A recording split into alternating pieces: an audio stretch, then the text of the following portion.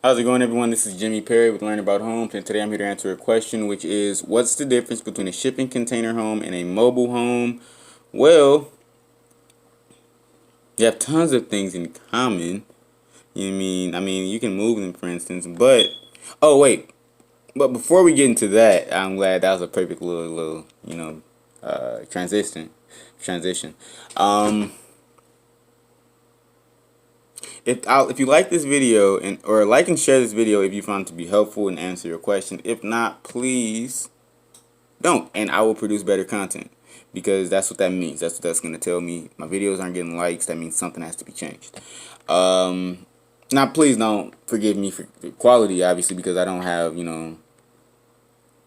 all of the staff that I would like right yet, but that will be coming. Progress is always happening. So back to the answer of the question, though. For instance, they are both shaped very similar, or similarly. I don't know why I put very right there. That's not good.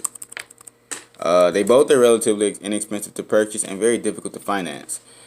What is it that sets them apart from one another? After doing some research, obviously, that's what I do. Well, not really. Relatively speaking, okay, so relative to everything else, shipping container homes are inexpensive, but relatively speaking, relative to a mobile home, they're pretty expensive. For one, you need to have more than one shipping container, which will typically result in the building using more energy than a manufactured or mobile home.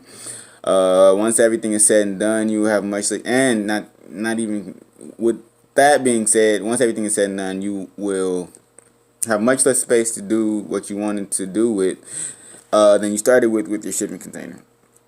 What does that mean? Well, you'll have to use more than one to give yourself enough space to really move around. So what comes with more space? Higher energy costs, since there's more space to heat and cool. But then that's what insulation is for.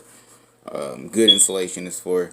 Let's also not to forget that you have to pay for a shipping that for what you have to pay for a shipping container home, you'll be spending more than what you would have for everything for your manufactured home. So costs are higher than a manufactured home, relatively speaking. And then shipping container homes being made of metal tend to not do very well in places with large temperature swings. So this is very straightforward, but if the temperature isn't carefully regulated, then you'll have much more trouble living in states such as Michigan, where I live, where there are huge temperature swings. So next is, it can be a challenge to get permits for manufactured homes in most cities. Basically, manufactured homes have a bad rep in most states and cities. Shipping container homes don't have that same bad reputation because they are shipping container homes and are relatively new constructs. Yeah, yeah.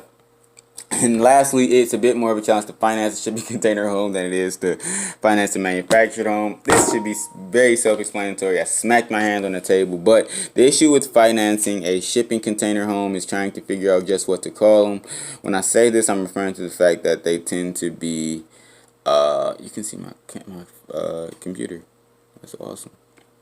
Oh, they tend to be very mobile, which makes lenders want to look at them as such when they finance them, or very mobile like trailers and RVs, which they look at them like trailers and RVs when they want to finance them. So you can, but shipping container home is just very unconventional. So that, yep, obviously there's issues that come along with being unconventional. Thanks for listening. You'll hear from me next time.